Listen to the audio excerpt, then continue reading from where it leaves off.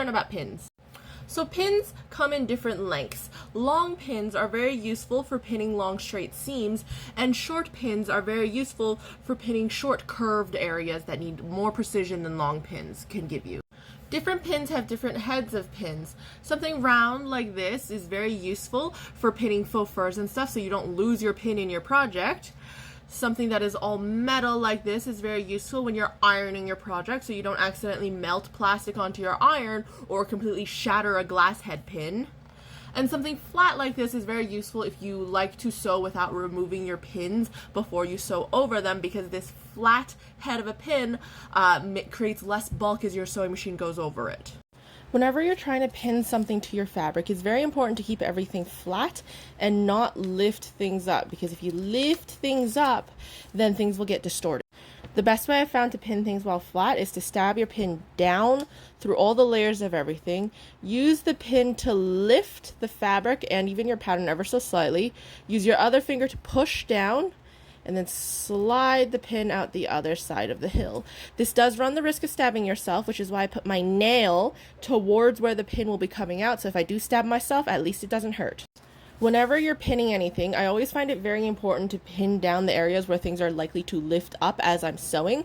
So that includes pinning things like corners down. So I usually stick a pin in every corner of whatever it is I am trying to pin down, as well as any curves, because curves are also very difficult to follow when you're trying to cut.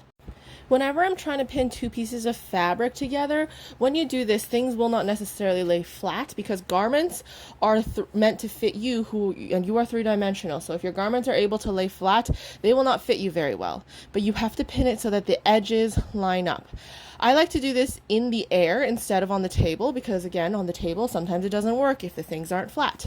So I hold it in the air, I match up my raw edges with the majority of the fabric facing down and the raw edges facing up, and then I stick my pin in and out like that.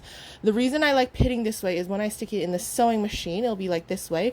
The little tiny bits of fabric, aka the seam allowance, will be going underneath the throat area of my sewing machine, and the majority of my fabric will hang off the edge of the sewing machine, and I don't have to shove all that fabric through a little tiny space. Pinning in this way also means that as my fabric goes through the sewing machine, I can remove my pins very easily instead of having to go this way and butt into the sewing machine presser foot while I'm trying to remove my pins. Anyways, I hope you like this. It's part of my new video series, Sewing Basics That No One Ever Frickin' Bothers to Teach You.